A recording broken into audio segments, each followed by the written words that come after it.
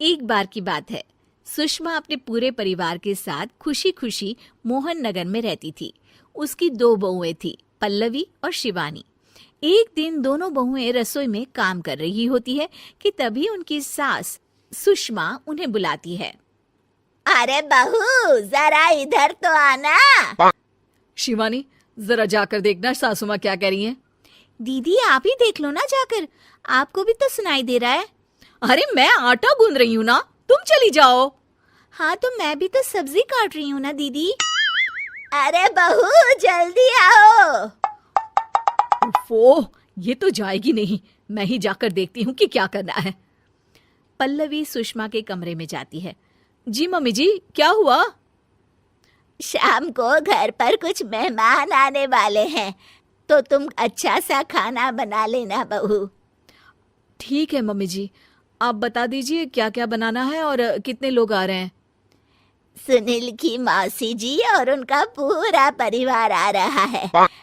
कुल मिलाकर 3 लोग और हमें मिलाकर हुए 9 लोग। तो अभी से ही तैयारी करना शुरू कर दो। और हाँ, घर की सफाई भी कर देना, हाँ अच्छे से। जी मम्मी जी, सब काम हो जाएगा, आप चिंता मत कीजिए। पल्लवी शिवानी को घर में मेहमान आने वाले हैं इसके बारे में बताती है। क्या 9 लोगों का खाना बनाना होगा, घर की सफाई करनी है? बाप रे, सासू माँ ने तो हमें घर की नौकरानी ही समझ कर रखा है।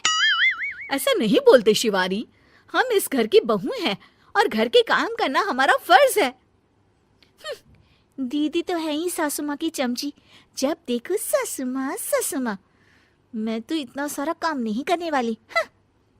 शिवानी कपड़े लेकर गमला साफ कर रही होती है और चक्कर आने का नाटक करने लगती है।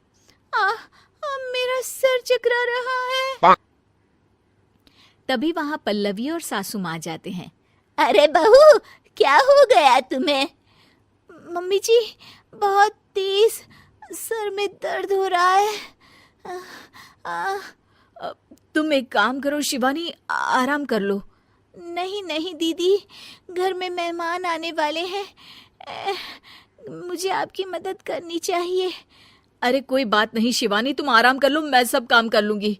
ठीक है दीदी, अगर आप इतना कह रही हैं तो आराम कर लेती हूँ। शिवानी आराम से अपने कमरे में मैगजीन पढ़ रही होती है। इसे कहते हैं आराम की जिंदगी। इतना सारा काम। चलो सारा काम खत्म हो गया, शिवानी को देख आती हूँ। शिवानी अपने कमरे में ईयरफोन में गाने सुनते सुनते सो जाती है और उसके साइड में मैगजीन भी रखी होती है। पल्लवी वहां आ जाती है और वो सब देखती है। ओहो, तो मतलब सब काम चोरी का बहाना था। अभी बताती हूँ इसको। घर का सारा काम मुझे करना पड़ा और ये महारानी यहाँ मैगजीन पढ़ रही है, गाने सुन रही है। पल्लवी रसोई से एक प्लेट और चम्मच लेकर आती है और शिवानी को थाली बजाकर उठाने लगती है। शिवानी अचानक से उठती है। उठ गई महारानी, गाने भी सुन लिए, मैगजीन भी पढ़ ली। तुम तो बहुत बड़ी झूठी निकली शिवानी। तुमने सर दर्द का बहाना बनाया ताकि काम करने से बच सको। हाँ बनाया बहाना, तो क्या करती, इतने सारे काम करती। मुझे कोई शौक नहीं है चापलूसी का। क्या चापलूसी? तुम्हें लगता है कि मैं सारे काम चापलूसी के लिए कर रही हूँ? नहीं तो क्या। तभी वहां सासू माँ आ जाती हैं। अरे बहू, वो लोग बस आने ही वाले हैं, तुम तैयारियां कर लो। जी सासू माँ, तुझे तो मैं बाद में देखती हूँ। सब खाना खाने बैठते हैं और खाना शुरू करते हैं। तभी सुनील की मौसी बोलती है।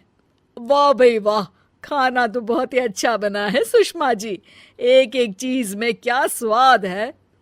ये सुनकर शिवानी मुंह बना लेती है।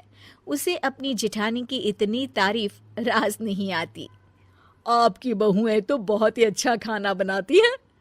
हाँ, बनाती तो दोनों ही अच्छा है, पर आज ना ये सारा खाना बड़ी बहू ने बनाया है।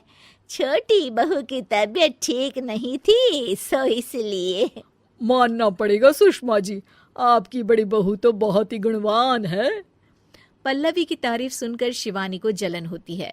पल्लवी ये सुनकर खुश हो जाती है और शिवानी की तरफ देखकर उसे चिढ़ाती है।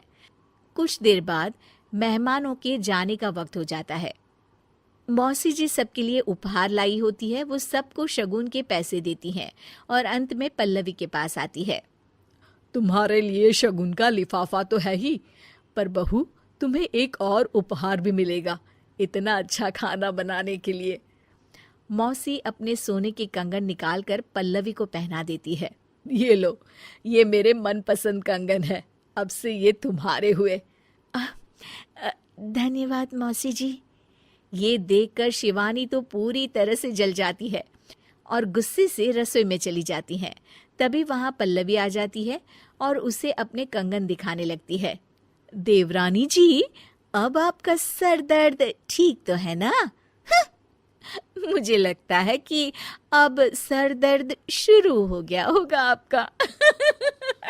उम्मीद है कि आपको हमारी ये कहानी पसंद आई होगी। कृपया हमारे चैनल को सब्सक्राइब करें और सभी अपडेट्स के लिए बेल आइकन जरूर क्लिक करें। और हाँ, वीडियो लाइक और शेयर करना मत भूलिएगा। Bye bye.